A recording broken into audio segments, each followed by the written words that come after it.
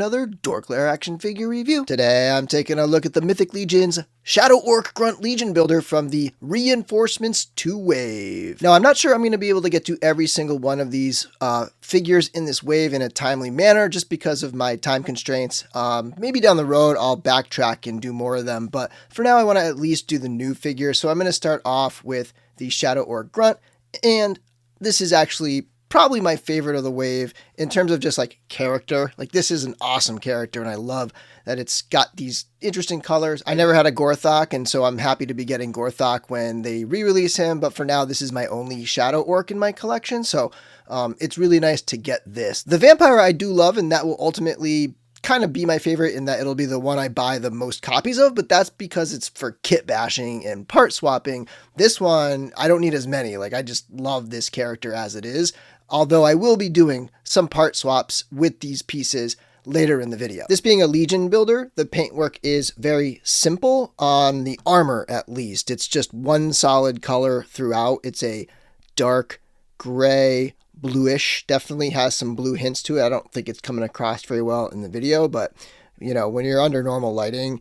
it definitely has some blues. It's a very close color to Dubon, but it's just slightly darker and a little richer, more saturated, but they are very, very similar. I think it's almost a match there. But they do have some interesting paint work and some detail work in the orc parts. So you've got this brand new orc head sculpt, and that face is painted well in that Shadow Orc dark brown color, and a little brighter look at the head sculpt here. You've got the eyes painted black, and then of course the teeth are painted, and you got those ports for the various helmet ornaments there.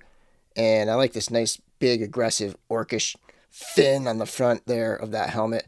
Goes really well with the other orc heads in the line. You have the traditional large knight's collar, the shoulder pauldrons that are the same as Dubon and Bardric. Again, none of the detail work is painted in there. And then you have what's becoming at this point almost a classic torso and belt combo that came in the Aether wave on Vorthog and Magnus. We got a solid brown color on the loin piece here, and these are Legion builders. These are going to be, you know, when they release them individually, they'll be sub $30. They'll be like $26 or $27. When they sell them at conventions, they'll be $30. So these are definitely like figures you can buy multiples of and try your hand at painting, you know, grab a brush and just try painting some of these little dots in, right?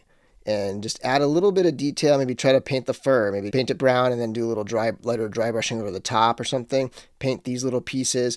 And these are so cheap, you know, relatively compared to like the $50 figures.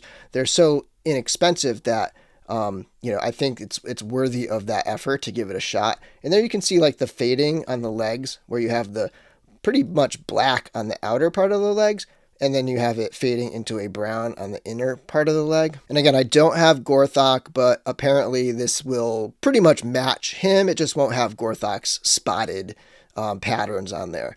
And then we have the orc lower legs, and then the bare feet right here. So yeah, so just a really cool looking orc, a nice addition.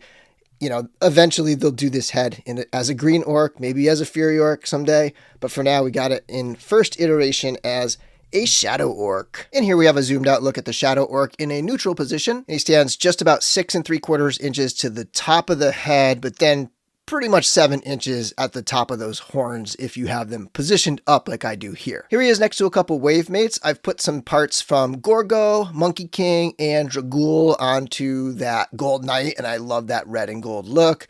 Kind of a, you know, it could be a guard for Attila or something like that. And then on the right is the Silverhorn Sentry, was the surprise last reveal of the wave. Next, a couple Mezco figures. On the left is Conan the Barbarian. On the right is the Death Dealer. And finally, just a couple other independent lines that mix well with Legions. On the left is the D13 Biblical Adventures Demon from PowerCon that has the boss fight pumpkin head on there. I thought that was just perfect this time of year. And on the right is the Fury Planet Blade Master Wang. One cool thing about this wave is that we learned that Four Horsemen have decided to do away with 2 different products. They didn't need to have Legion builders and deluxe Legion builders, and so they just decided to do everything, call it Legion builders, but they're basically deluxe Legion builders, and they come with a lot of stuff. So this one comes with this big old orc blade in that coppery color.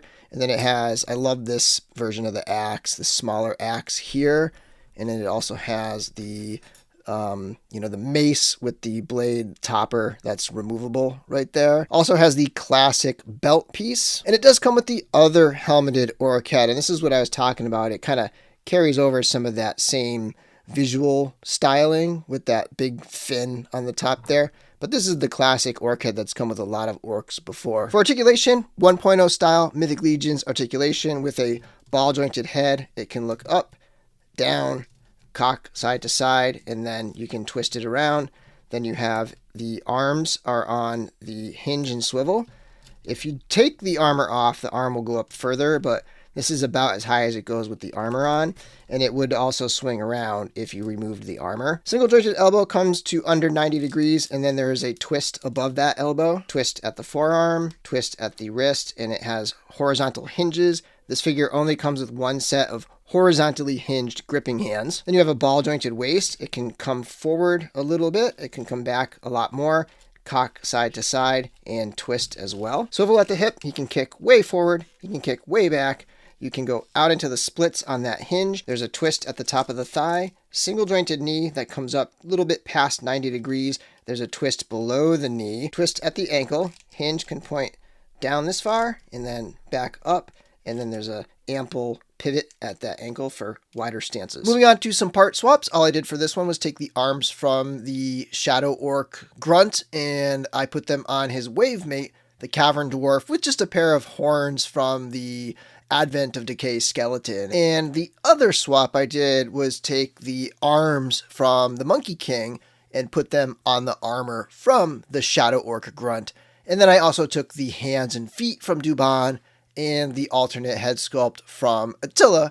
And this is a pretty cool, roguish kind of a suited character, adding those like cloth style limbs to that orc style armor, I think is pretty cool. And I like the color combination here. I was tempted to do the black arms and legs from the Valak figure or also from the Headless Horseman, but I kind of wanted to go with this just because it's a little bit different from the color scheme of the original look of the Shadow Orc. So really cool look here with the, kind of humanized version of this armor. And so overall, I'm super pumped that this wave got new characters and not just reissues. It's a lot of fun to explore these new guys and just get some fresh blood into the Legion builder ranks. And so the Shadow Orc Grunt is quite an awesome release. And until next time, may the Force be with you.